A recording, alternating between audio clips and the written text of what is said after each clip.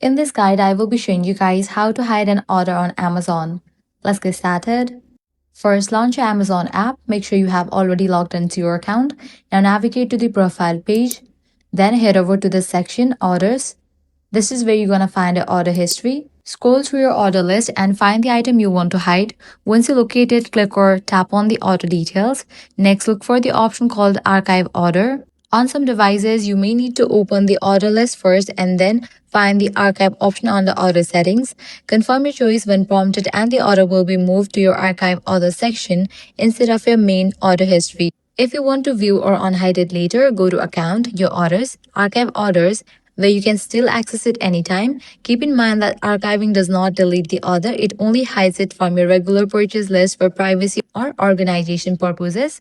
And that's it. If this guide was helpful, do not forget to like, share, and subscribe. Thanks for watching.